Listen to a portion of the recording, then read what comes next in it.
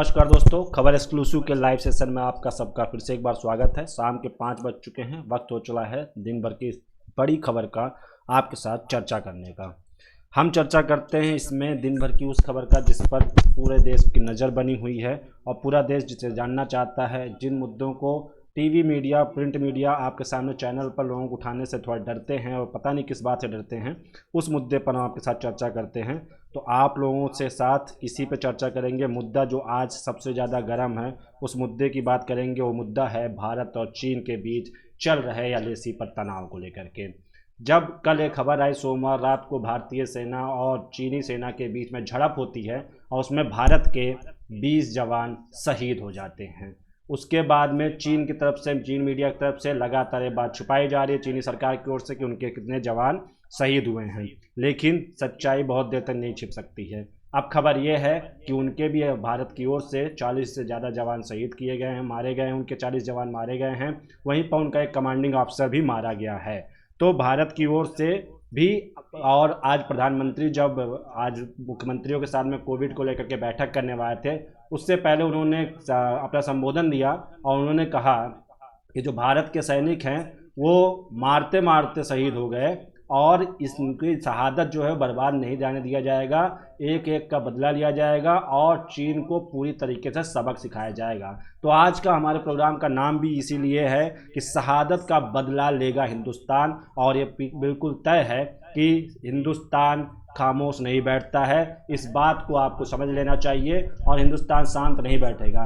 बदला कैसे होगा इस पे भी हम चर्चा करेंगे। कई तरीके से बदला लेने की बात चल रही है, जैसे कि पहले तो हमारे सेना के साथ जो उन्होंने झड़प किया वो किस बात को लेकर थी, आखिर वजह क्या थी। चीन की तरफ से जो कायराना हरकत की जाती है लगातार, उनके 800 से 900 सैनिक आ करके जब वहाँ पर बातचीत चल रही होती है दोनों देशों के बीच में, ऐसे वक्त में जब हाथापाई करने के लिए वहाँ पर उतर जाती है चीनी सेना, तो वाकई में चीन की जो बेनकाब रुख है, जो उसका चीन का जो असली स्वरूप है वो सामने आ जाता है इस तरीके से लड़ने के लिए। हमारे देश के जवान जब शहीद हुए तो ये बहुत बड़ी चिंता की विषय थी और इसको लेकर के और सोचने का भी बात है। और हम बायकाट कर रहे हैं, आज पूरा देश उबल रहा है, पूरे देश गुस्से में है और वो लगातार चीन के सामान को बायकाट कर रहा है। कई जगह की तस्वीरें आई जिसमें लोगों की देखी गई कि लोगों ने चीन के सामान को जला रहे हैं, तोड़ रहे हैं, ऐसी तस्वीरें देखने को मिली। चाहे वो कानपुर से हो, चाहे वो पटना से हो, कई जगहों की तस्वीरें हमें ऐसे देखने को मिली हैं। तो दोस्तों ये चीज़ें बायकाट कैसे कर सकते हैं,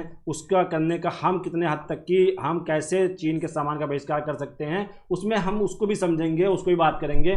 आप सभी को मैं बता दूं, जो 20 जवान शहीद हुए हैं उनके नाम आ चुके हैं। आपको मेरे हेड के ऊपर, सर के ऊपर आपको एक पट्टी में चलते हुए सारे उन शहीदों के, शहीद जवानों के, वीर जवानों के नाम आपको दिख रहे हैं, जो जहाँ से हैं उनका जगह भी दिख रहा है। तो ये वीर जवान शहीद हो गए हैं, लेकिन इनकी शहादत बेकार नहीं जाएगी, आज प्रधानमंत्री ने कह दिया है। और प्रधानमंत्री जब कहते हैं तो ज़रूर कोई गंभीरता की बात होती है, इस बात को सभी लोग समझते हैं और मैं यकीन करता हूं। लेकिन ऐसे वक्त में राहुल गांधी की ओर से जब एक प्रेस रिलीज और एक बाइट रिलीज किया जाता है, वो कहते हैं कि प्रधानमंत्री छुप गए हैं और वो उनको चुप बैठे हैं, क्यों नहीं कुछ बोलते हैं।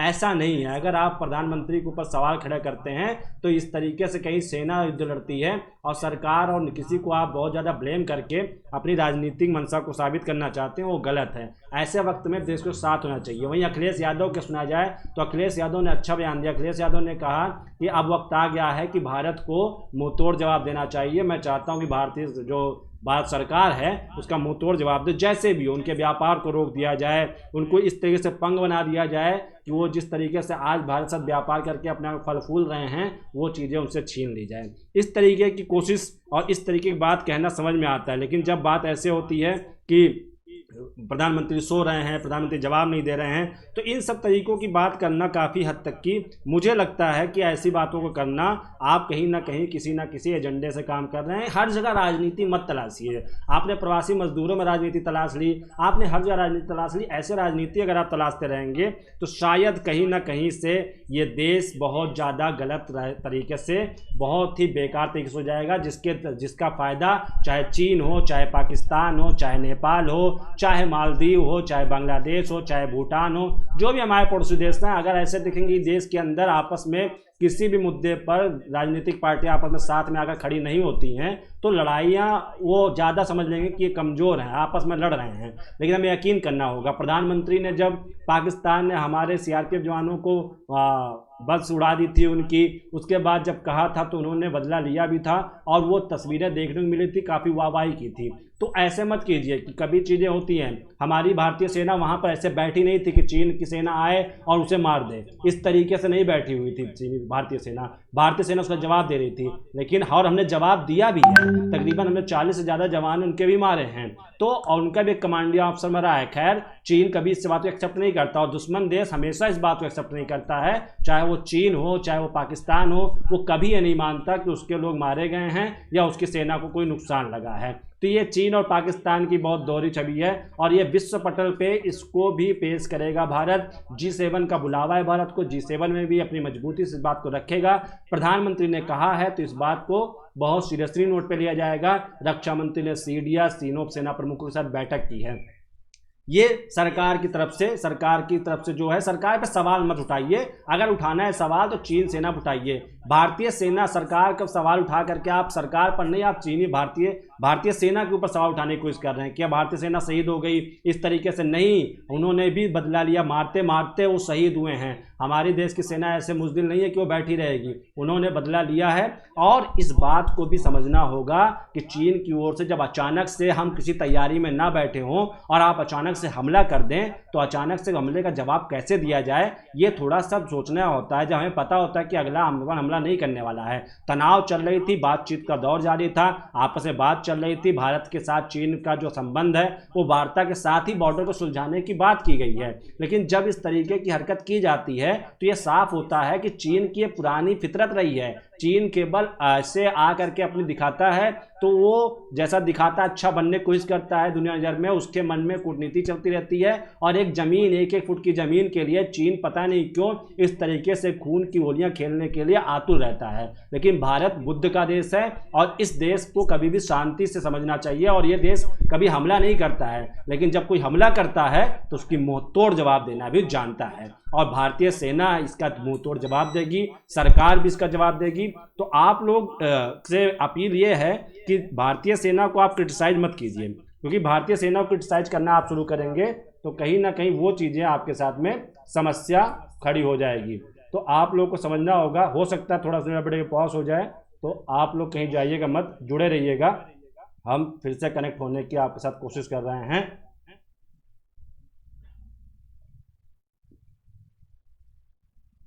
हाँ दोस्तों, तो यही मुद्दा हमारा आज का है कि हम इसी पे आपके साथ जुड़े हैं। बीच में थोड़ी सी टेक्निकल इशू थी, वो हमारा कट गया, कुछ पावर कट की समस्या आई थी, उसको लेकर के समस्या थी। खैर हम फिर से जुड़ गए आपके साथ में।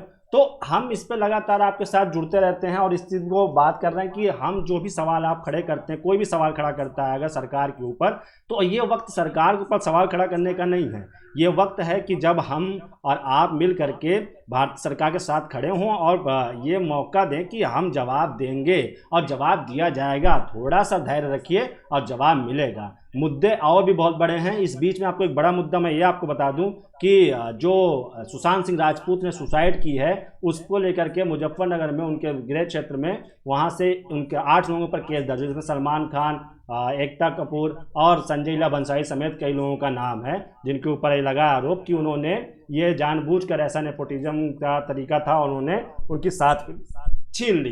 लेकिन ये सब चीज़ों को चर्चा में ज़्यादा नहीं पड़ते हैं, इसलिए क्योंकि ये जो खबरें हैं इसको समझना होगा, और इस पे हम चर्चा करेंगे, विस्तार से चर्चा करेंगे। सुशांत सिंह राजपूत की मौत की वजह कौन है, नेपोटिज्म है, बॉलीवुड में गुंडा राज है, इन सब पे चर्चा करेंगे आपके साथ में। हम इस पे आपसे कल बात करेंगे। ये मुद्दा हम इसलिए क्योंकि इस मुद्दे पर हमारी लगातार नज़र बनी हुई है, लेकिन अभी जो ज्वलंत मुद्दा था, मैं बहुत सारे मीडिया में, बहुत सारे चैनल्स में ऐसा देख रहा हूँ कि जहाँ पे इस तरीके की बात की जा रही है, इस तरीके की बातें कही जा रही हैं कि जब लगता हो कि जैसे कि देश में बहुत ही परेशानी, और इस तरीके की देश जवाब देना नहीं जानता है, भारतीय सेना जवाब नहीं दे पाएगी।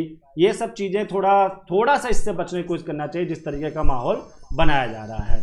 तो आज अभी इस समय मुझे लगता है कि नेटवर्क को लेकर के कोई समस्या आ गई है, तो थोड़ा सा कनेक्शन आपके साथ मेरा टूट रहा है। हम फिर से लौटने की कोशिश करेंगे आपके साथ जुड़ने की, और आप बने रहिए।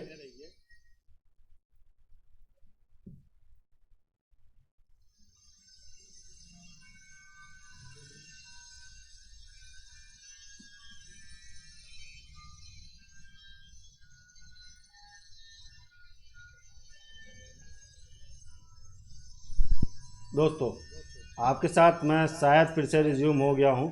अगर आप को मुझे कोई समस्या आ रही है तो मुझे कमेंट में बताएं, मैं नेटवर्क में आपसे जुड़ पाया हूँ कि नहीं जुड़ पाया हूँ। ये नेटवर्क की इशू और इन सब को लेकर के काफ़ी समस्या रहती है। तो खैर, आपके साथ वापस आता हूं तो मैं जुड़ता हूं, बात करता हूं। हाँ दोस्तों, तो मैं आ गया हूं आपके साथ में, कनेक्शन हमारा फिर से आपके साथ जुड़ गया है। ये कुछ चीज़ें बीच में टेक्निकल इशू हो जाती है, वो सब तकनीक है, उसको लेकर के हमें थोड़ी हुई ऐसी समस्याओं का सामना करना पड़ता है। तो मैं बात कर रहा था कि चीन को लेकर के जो भारत सरकार का रुख है उसको समझिए, और भारत सरकार इसका जवाब देगी। ऐसे क्रिटिसाइज करने की ज़रूरत नहीं है आज के वक्त में, जब पूरी तरीके से भारत अभी जवाब दे रही है। अभी हमारे जवान शहीद हुए हैं, हम उनको उनके बलिदान पे हम प्राउड फील करते हैं, और ये मानते हैं कि उन्होंने चीनी सेना को मारते मारते वो शहीद हुए हैं। इसके बाद में भारतीय सेना, भारत सरकार और भारतीय सेना और भारत के लोग चीन को इसका मुंह तोड़ जवाब देंगे। आप समझिए भारत में चीन का बिजनेस कितना है। भारत में चीन का बिजनेस तकरीबन 10% की उसकी हिस्सेदारी है, 10% की हिस्सेदारी है, और 10% की हिस्सेदारी देश के बड़े बड़े कारोबारियों के साथ में है। उसको छोड़ने की ज़रूरत है। ये जो प्रोटेस्ट की तस्वीरें आ रही हैं टीवी तोड़ने की या कुछ ऐसे चाइनीज चीज़ों का बहिष्कार करने से, ये ऐसे बहिष्कार नहीं, बहिष्कार का इसका वो एक बड़ा लेवल होगा, और उसको करने के जो बड़े इंडस्ट्रिस्ट हैं, जो बड़े उद्योगपति हैं, उनको इसके साथ जुड़ना पड़ेगा, और उनको कहीं ना कहीं चाइना को इस तरीके से बाइकाट करना पड़ेगा। क्योंकि 20 जवानों की शहादत का सिर्फ भारत सरकार के ऊपर जिम्मा नहीं है बदला लेने का। बदला लेने की जिम्मेदारी, हमें चीन को सबक सिखाने की जिम्मेदारी हम हर एक नागरिक को है, हर एक भारतीय को है, और इसका बदला और इसका जवाब देना पड़ेगा। दोस्तों, आज थोड़ा सा हमारा और आपके बीच में थोड़ा नेटवर्क की दिक्कत आई। खैर कोई नहीं, ये कभी किसी दिन की बात है, कभी कभी ऐसी समस्याएं आती हैं, लेकिन यही ऐसी समस्याएं आज हमारे और नेपाल देश के बीच में आई है। जैसे हमारे बीच में थोड़ी सी नेटवर्क की समस्या हुई और हम और आप में थोड़े देर के लिए दूरी बन गई, ऐसे ही बात तो नेपाल के बीच में चल रही है। नेपाल को फिर से समझ में आएगा और नेपाल फिर से हमारे साथ आएगा, और वैसे ही दोस्त रहेगा, वैसे ही दोस्त बनेगा, और नेपाल में जो भी गलतफहमी उसके दिमाग में पली पड़ी है वो चीज़ें जल्द ही खत्म हो जाएंगी। लेकिन चीन के साथ में क्या है कि चीन अक्सर ऐसी चीज़ें गलतियां करता रहता है। कल बहुत सारे लोग कमेंट में मुझसे ये चीज़ कह रहे थे कि चुनाव है, सीमा पर तनाव है, ये सब चीज़ें बात करने का वक्त नहीं है। ये वक्त जब है जब आपको उसका चुनावी मुद्दा बनते हुए देखा जाए, तब कहिए तो समझ में आता है। लेकिन अभी जब ये मामला हो रहा है और तुरंत ही किसी फैसले और नतीजे पर पहुंच जाना कि ये मामला इस तरीके से हो रहा है, ये किसी रणनीति है, कहाँ पे भाषाई कूटनीति फेल हो रही है। मतलब एक वही बात हुई कि MS धोनी बहुत अच्छी बैटिंग करते थे, कैप्टनसी कर रहे थे, किसी एक मैच में 0 आउट हो गए तो पूरी तरीके से क्रिटिसाइज करना शुरू कर दिया आपने, कहा कि MS धोनी बेकार खिलाड़ी हैं, खेल नहीं सकते। तो कभी किसी को तुरंत से ही आप जो रिएक्शन देने लगते हैं उसका बहुत बुरा खामियाजा होता है, उससे सामने वाले का मनोबल बहुत टूटता है। यही वजह है सुशांत सिंह राजपूत ने जो आत्महत्या कर ली, तनाव में चले गए, उसके पीछे वजह भी यही है कि तुरंत का रिएक्शन दे करके दोस्त उनको, कंगना रनौत की जो बाइट आई, कंगना रनौत ने कहा कि लोग जब कहते हैं ना कि तुमसे नहीं हो पाएगा तो तुमसे इनडायरेक्टली कह रहे होते हैं कि तुम आत्महत्या कर लो। तो ये सब चीज़ें बचिए, इस तरीके से ऐसे मत कीजिए। सरकारें अगर भारत और चीन पाकिस्तान नहीं है। पहली बात तो चीन बहुत सशक्त देश है और चीन को जवाब देने के लिए भारत को बहुत बड़ी प्लानिंग करनी पड़ती है। पाकिस्तान जैसे देश को जवाब देने के लिए भारत को सोचना नहीं पड़ता है, क्योंकि पाकिस्तान हमारे लिए नथिंग है, कुछ भी नहीं है, उसकी नज़र भी नहीं आती है।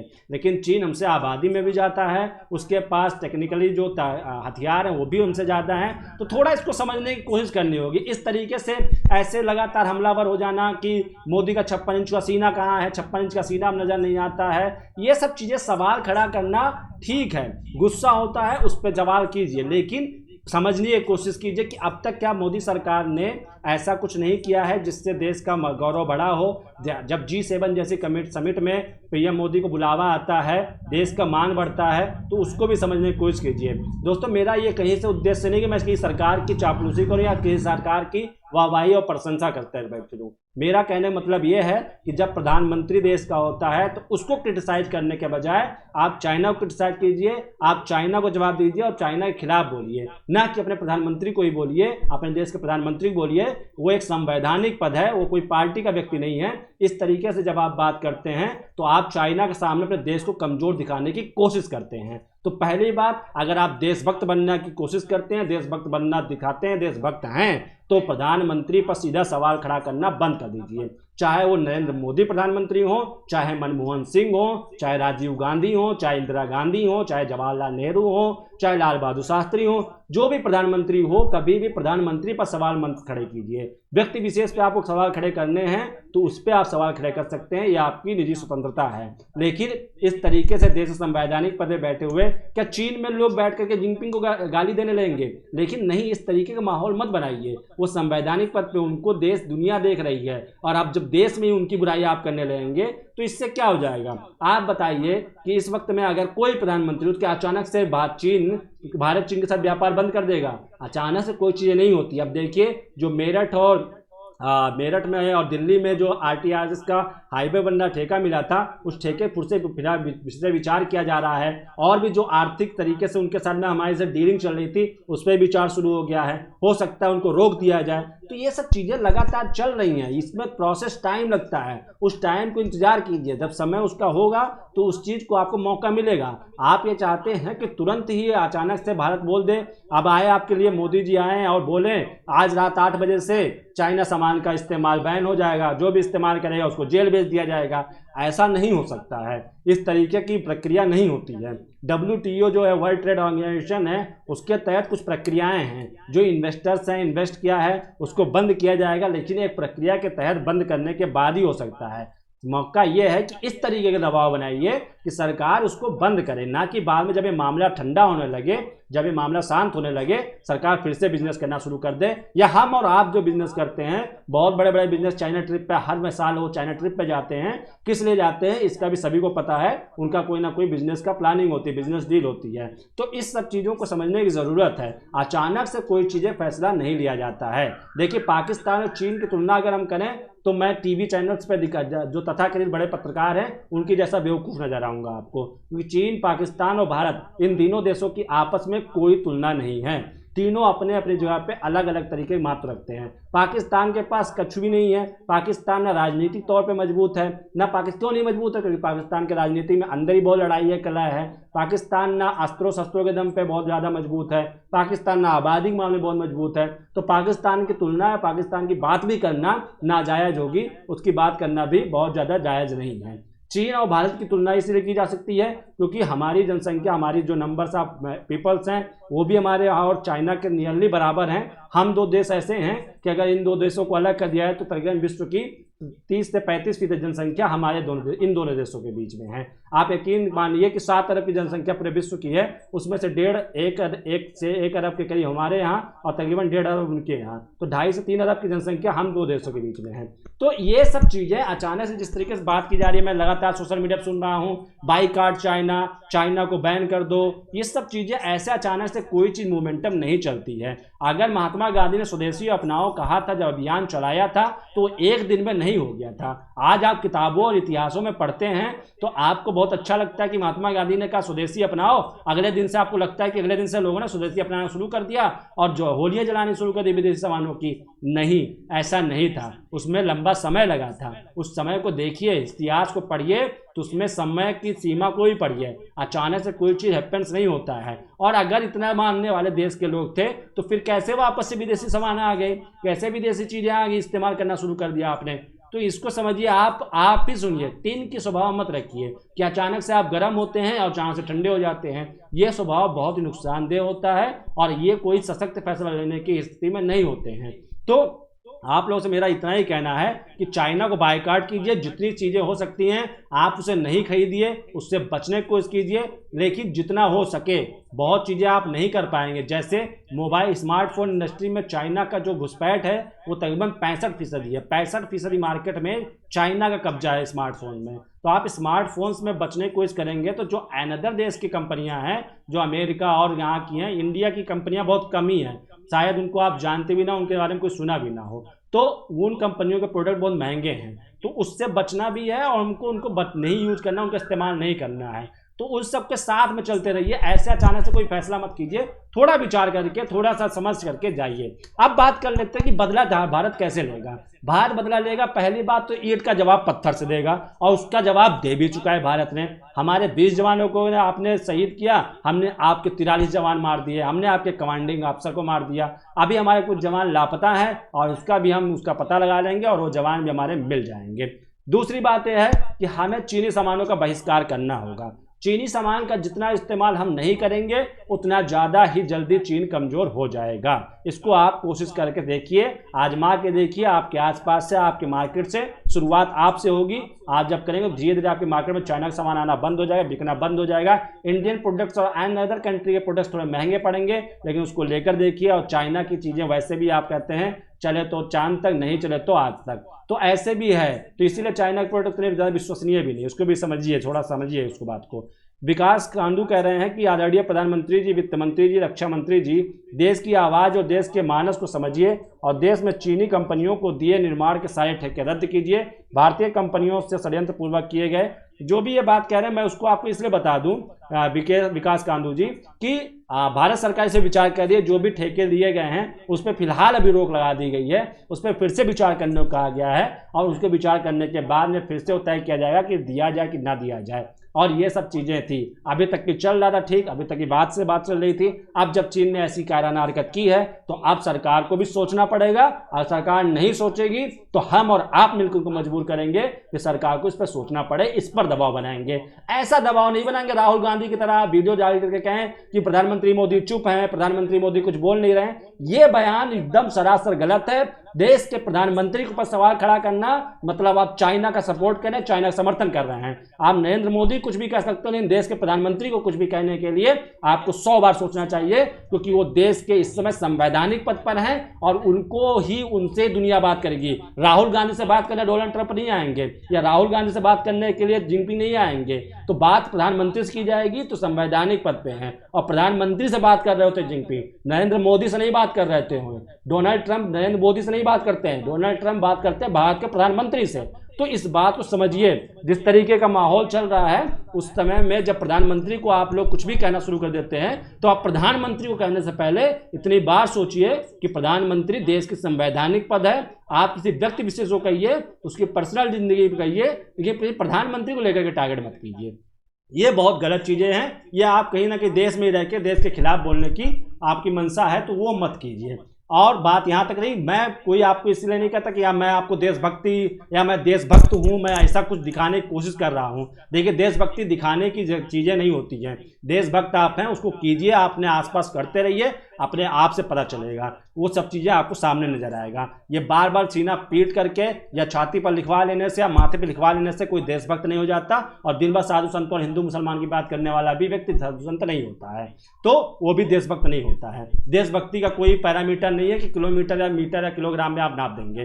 देशभक्ति सबके अंदर है, सभी देश को मानते हैं और सबके लिए सबसे पहले देश ही होता है, वो चाहे जो हो। देश में जिसके भी जो भी जिस देश का है उसके लिए सबसे पहले उसका देश होता है, क्योंकि बिना देश के उसकी कोई पहचान ही नहीं है। तो बात यहाँ पे हम इसलिए कर रहे थे, बाईकाट करना बहुत जरूरी है। चाइना के सामान का बाईकाट कीजिए, ये भी जरूरत है। तीसरी जो है जो बातचीत का दौर लगातार जारी रहता है, वो बातचीत चल रही है भारत के साथ में, अभी तक बेनतीजा रही है कहा जा रहा है, लेकिन बात बहुत लंबे समय से चल रही है।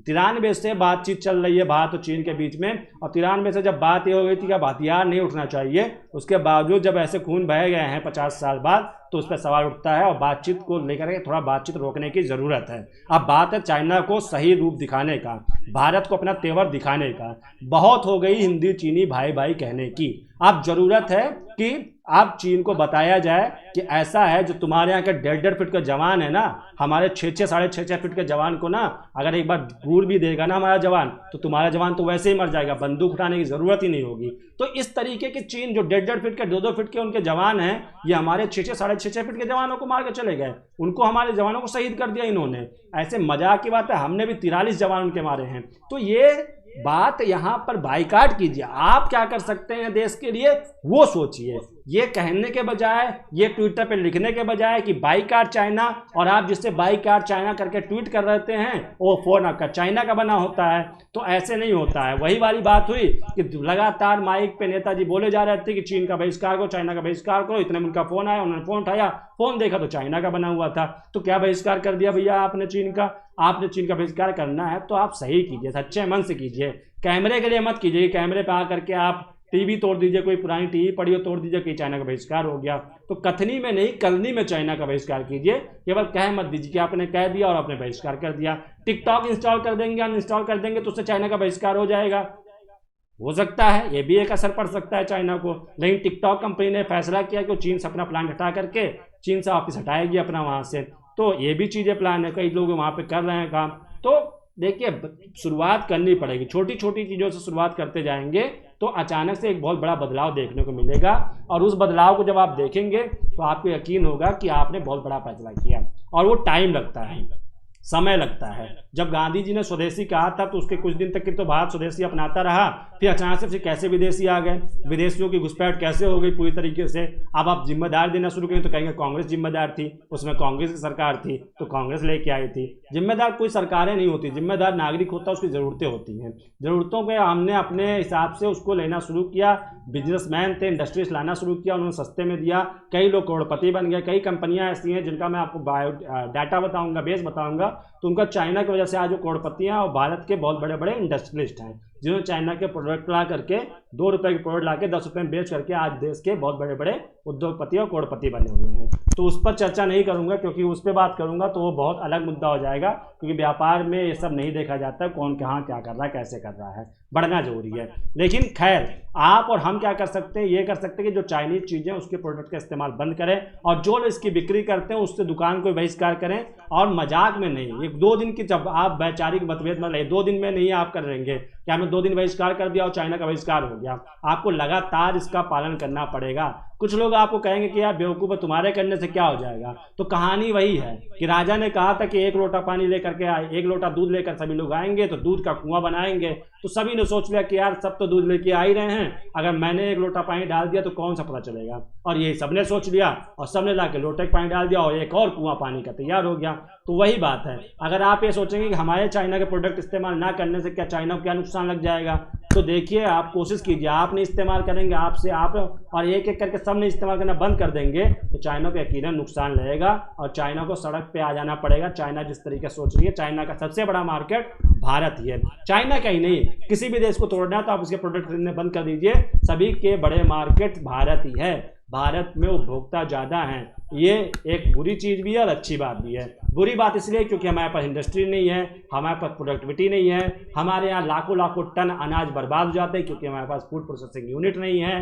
तो ये सब चीज़ें थोड़ा सा हम उस पर भी फोकस करें कि इंडस्ट्री लगाएं, और सरकार भी इसे फोकस करे कि वो इंडस्ट्री लगाने की ओर मुख रहे और इंडस्ट्रीज लगाए, ताकि इससे ये साफ हो सके कि हमारे देश में जो प्रोडक्ट हैं वो बनना भी शुरू हो जाए, ताकि ऐसा ना हो कहीं बाइकाट करते रहे, हम बना कुछ नहीं रहे हैं। तो बाइकाट ना करें, अगर वो 12,000 की एलईडी दे रहे हैं तो हम भी 12,000 की एलईडी दे ले जाएं। भारत में ही बना करके हम 12,000 रुपये की टीवी लोगों को, स्मार्ट टीवी पहुंचा देंगे घरों तक की, 12,000 रुपये में फ़ोन पहुंचा दें, 8,000 10,000 रुपये में फ़ोन लोगों को मिलने लगे। ये सब चीज़ों को प्लान करना पड़ेगा। अचानक से आप बदलाव करने की बात करेंगे तो बहुत सारी चीज़ें आपको नहीं मिलेंगी, लंबा प्रोसेस होता है, टाइम लगता है, थोड़ा समय लगेगा। उस समय को बढ़ाइए और सरकार पर दबाव बनाते रहिए। सरकार कैसे सामान खरीदेगी? अगर हम खरीदेंगे नहीं, हम और आप खरीदेंगे ही नहीं तो सरकार सामान खरीदेगी नहीं। सरकार क्यों मंगाएगी? अगर इंडिया में उसको बिक्री नहीं हो रही है, लोग उसे खरीद ही नहीं रहे हैं, तो ऑटोमेटिक वो बिकना बंद हो जाएगा। तो दोस्तों, आप लोगों से बस मेरी यही अपील है कि देश के जवानों को जो शहीद हुए हैं उनको सलाम करते हैं हम, खबर एक्सक्लूसिव सलाम करता है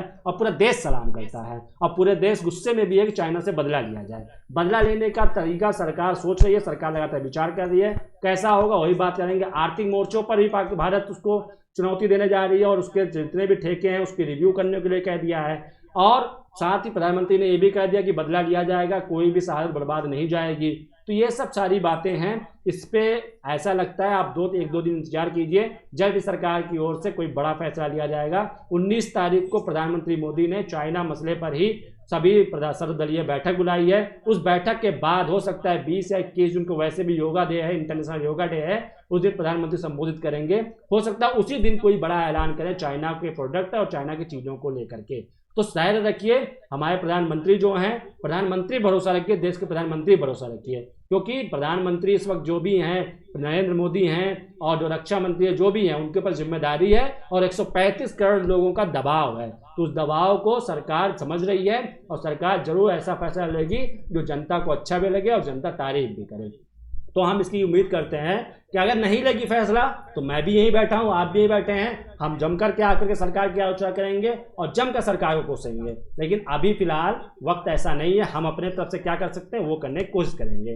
राजकुमार गुप्ता जी कह रहे हैं कि गवर्नमेंट के भरोसे न होकर सवाए चाइना के सामानों को बहिष्कार करें, अभी चाइना की उसकी औकात पता चल जाएगी। बिल्कुल सही बात है, अगर अभी से हम और आपने इस्तेमाल करना बंद कर दिया तो चाइना की प्रोडक्टिविटी ऑटोमेटिक घट जाएगी, उससे बंद हो जाएगी। आप टिकटॉक जैसा एग्जांपल देख लीजिए, जब भारतीयों ने उसको अनइंस्टॉल करना शुरू किया तो टिकटॉक की रेटिंग गिर गई। टिकटॉक के मैनेजर कंपनी को ये बोलना पड़ा कि हम चाइना छोड़ रहे हैं, हम दूसरी जगह अपनी कंपनी लाए जा रहे हैं, इतनी बुरी स्थिति आ गई थी। लेकिन फिर अचानक पता नहीं क्या भारतीयों हो गया, फिर उन्होंने टिकटॉक डाउनलोड करना शुरू कर दिया। तो थोड़ा समझने की जरूरत है, ऐसे अचानक से गुस्सा आया आपने अनइंस्टॉल कर दिया, गुस्सा नहीं आया आपने फिर इंस्टॉल कर दिया। तो इस तरीके से नहीं होता, आपको बहुत चीज़ें पेशेंस करनी पड़ेगी। अच्छा स्वास्थ्य पाने के लिए आपको बहुत चीज़ों से परहेज करना पड़ता है, तो अच्छा देश पाने के लिए आपको बहुत चीज़ों से परहेज करना पड़ेगा। जो आपको तुरंत मज़े की चीज़ें मिल जाती हैं उससे बचना होगा। तो दोस्तों मेरी आपसे आज यही अपील है कि आप लोग चाइना के सामान का बाइकाट करें और जितना हो सके जो भी चीज़ें हो सकती है, आप ये मत देखिए फला क्या कर रहा है, आप अपने स्तर पर देखिए कि आप चाइना का इस्तेमाल ना करें, उनके प्रोडक्ट के इस्तेमाल से बचें। अभी मैं इतना नहीं कहूँगा कि आप पूरी तरीके से त्याग कर दें, लेकिन कुछ चीज़ों पर त्याग करना शुरू करें। स्मार्टफोन्स में अभी आपको मैं लगता है कि उसमें वक्त है, उसको आप तुरंत नहीं त्याग सकते हैं, क्योंकि स्मार्टफोन्स अभी 65% मार्केट चाइना का है, तो उसमें थोड़ा सा समय लग सकता है। बाकी जो चीज़ें हैं उसको बाइकाट करना शुरू कीजिए, ऑटोमेटिक देश ऑटोमेटिक पटरी पर आ जाएगा और चाइना तो धीरे धीरे सड़क पर आ जाएगा। तो इसको आप लोग गांठ बांध लीजिए और आज से चाइना का बहिष्कार अपने शुरुआत कीजिए और देखिए देश एक दिन वाकई में खूबसूरत और सुंदर और सशक्त बन जाएगा। इंडस्ट्रियाँ लगाने की ज़रूरत, यहाँ भी इंडस्ट्री लगने लगेगी। तो दोस्तों अंत में एक खुशखबरी आपके साथ शेयर करना चाहूँगा, हमारे पेज की लाइक आज 10,000 को क्रॉस कर गई है। अब हमारा परिवार 10,000 से ज़्यादा हो गया है। तो ये आप लोगों का प्यार और स्नेह है। इस सब तनाव के बीच में, सुशांत सिंह राजपूत की आत्महत्या के बीच में जब ऐसी खबरें आ रही हैं तो मुझे ऐसी खबर बताते हुए आपके साथ बहुत ज़्यादा खुशी इसलिए नहीं हो रही, लेकिन ज़रूरत थी आपको बताने का। ये लगना चाहिए कि आप लोग जिसे देख रहे हैं, जिसको समर्थन कर रहे हैं, जिसको सपोर्ट कर रहे हैं, जो जुड़ रहे हैं, वो भी आपके साथ में बढ़ रहा है। तो एक दिन में इतिहास नहीं रचे जाते हैं, हम भी धीरे धीरे आपके साथ मिल करके इतिहास रच रहे हैं। काफ़ी कम दिनों में हमारे साथ 10,000 लोग जुड़े और ये बहुत ही बड़ी उपलब्धि है। ये आप लोगों की उपलब्धि है, हमारी नहीं, आप लोगों की उपलब्धि है, क्योंकि आप लोगों ने लाइक किया है और आप लोग ही हमें फॉलो कर रहे हैं और प्यार कर रहे हैं। दोस्तों इसी तरीके से प्यार देते रहिए, एक दिन हम और बड़ी संख्या बल के साथ में आपके साथ जुड़ेंगे और एक दिन बहुत सारे लोग हमारे साथ, बहुत बड़ा परिवार होगा। तो आप लोगों के साथ आज की चर्चा बस इतनी ही, कल फिर जुड़ूंगा आपके साथ शाम 5 बजे अहम मुद्दों के साथ में। तब तक के लिए दीजिए मुझे इजाज़त और आप देखते रहिए रोजाना शाम 5 बजे सीधी बात सौरभ के साथ। और तब तक के लिए हमारे पेज को लाइक और शेयर करना ना भूलिएगा। नमस्कार।